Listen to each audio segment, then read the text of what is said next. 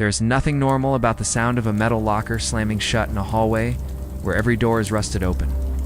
And when you see fresh fingerprints on the one locker that's still locked, you realize you're not alone. It was last fall when my friends and I decided to check out an old middle school in our town that had been abandoned for years. A flood had damaged the foundation, and the place was left to rot. People said it was haunted, but for us, it was just something to do on a boring night. There were 4 of us at first, but 2 of the guys bailed early. The air inside was heavy with mold, and every step we took stirred up clouds of dust. So it was just me and my best friend Jordan wandering the hallways with flashlights. The silence inside that building was unsettling. Every sound carried.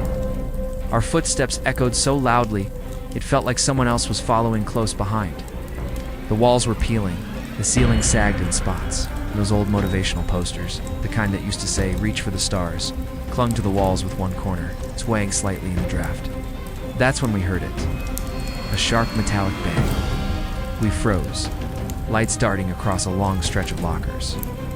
Then it came again, louder, slam. It was the sound of a locker door being shut hard. We crept forward, my flashlight shaking in my hand. And that's when I noticed something strange. Every locker we passed was hanging open. Hinges were rusted, the latches long gone. Their doors sagged like broken jaws, all except one.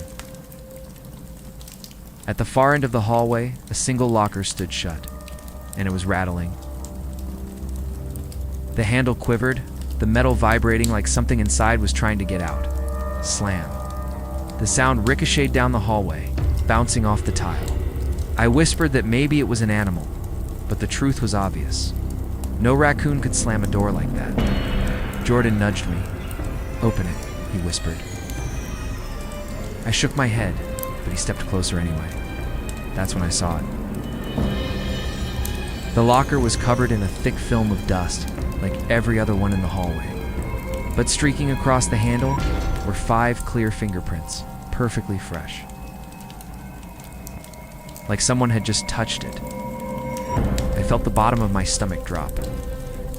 None of us had gone near that locker, and the floor around it was undisturbed. No footprints in the dust. Jordan reached out like he was about to pull it open, but before he could touch it, the locker shook violently. The slam echoed so loudly, it made both of us stumble back. My flashlight flickered, cutting in and out. And in that flicker, I swear I saw it. The faint outline of a face behind the vents of the locker door. Pale, unmoving eyes pressed right against the metal. I asked Jordan if he saw it too, but he just shook his head quickly, though I could see in his eyes he had. We didn't even need to say anything. We just turned and ran. Slamming didn't stop. It followed us down the hallway. One echo after another, closer and closer. By the time we pushed through the doors and spilled out into the cold night air, we were drenched in sweat. Didn't slow down until we reached the fence and climbed over it. Only when we were back in the car did we finally look at each other and try to laugh it off. But neither of us really did. That night, I lay awake replaying the image of that pale face behind the vent. I tried to convince myself I was imagining things. But then after midnight, I got a text from Jordan. It was a photo. A blurry shot of the hallway we'd been in. He must have snapped it while running without realizing it. I zoomed in, and my chest went cold. At the far end of the hall, the single closed locker was visible. And in the slits of the vent, there was a face, eyes wide open, staring directly into the camera. We never went back to that school again, but sometimes even now, walking past rows of lockers in my old high school, I'd hear it again in my head. That sudden metallic slam. It's like a reminder that whatever was in that locker is still locked inside. First rays of sunlight creep through a crack in the wall, rousing you from a troubled sleep. You wake before sunrise, already dreading the heat of the day. The baths are not a peaceful retreat for you. They are a furnace of constant labor. You shovel wood into the hypocaust, feeding the fires that heat the steaming rooms. Sweat drips down your back, long before the first patron arrives. The air is thick with smoke, ashes, and the heavy odor of damp stone. Your hands are raw from scrubbing the marble floors, scraping oils and clearing drains clogged with dirt and hair. Each patron that strides through the doors brings a new set of demands and insults. Some want music to fill the echoing halls. Others want you to fetch their slippers or amuse their children. The endless shouts of attendant remind you of your low status. Among the wealthy who bathe for hours in the luxurious pools, you are invisible. The patrons do not see your aching back or the grime that covers your skin in a fine layer of dust. To them, you are a nameless servant, an extension of their own bodies, there to minister to their every whim. By the time night falls, you are exhausted, aching, and still unseen. A cog in the Roman machine of leisure. But tonight something is different. The air in the baths is charged with an unusual energy. The patrons whisper excitedly, their voices carrying tales of intrigue and conspiracy. You overhear snippets of conversations. The emperor is in the city. A new edict is coming. Some of the nobles are plotting, planning to leave Rome for the villas in the country. It is almost too much to bear. You long for the blessed oblivion of sleep, but the shadows seem to mock your weariness. They offer no respite, only a chance to catch your breath before it all begins again. In the distance, you hear the rhythmic clop of horses' hooves on stone. Then you see him riding in, silhouetted against the glow of the torches.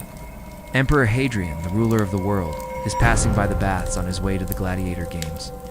He is resplendent in purple robes, his face framed by a laurel wreath. Even from this distance, you can see the weariness etched into his features. For a moment, your gazes meet and you see not an emperor, but a tired man burdened by the weight of his responsibilities. It is a fleeting moment of connection between two souls laboring under the same sky. But the next instant, he is gone, swallowed by the cheering crowds. The baths fall silent. Everyone is watching the emperor pass by. The nobles stand, some with uncovered shoulders, exposing the prized white skin beneath. You remain seated, your head bent, your shoulders stooped. To be noticed by the emperor would be dangerous. He might take offense at something or simply decide to test his power. You've heard stories of how he has banished influential senators with a flick of his wrist. You dare not breathe too deeply or make your presence known. Hadrian sits on a nearby marble bench, dismissing his guards with a wave of his hand. The emperor is alone. You watch as he removes his jewelry, each piece a symbol of his authority, and lays it on a nearby table. He looks weary, the vastness of his empire pressing down on him like a physical weight. You want to speak, to tell him that he doesn't have to carry the burden alone, but your lips are sealed. You are just a slave after all. He runs a hand through his beard, his eyes distant, staring into the flickering flames of a nearby brazier. Dulled, the firelight dances in his eyes, casting dancing shadows on the walls around you. It is a small, intimate scene, a momentary glimpse into the humanity of a man who seems larger than life. Yet in this quiet moment, you see not a god, but a man wrestling with the loneliness of his position.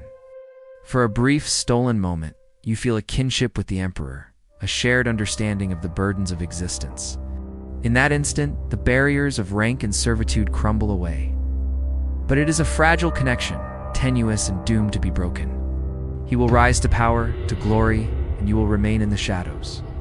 Still, in the depths of your being, you will always remember the quiet dignity of a weary emperor who, like you, sought solace in the flickering light of a humble flame.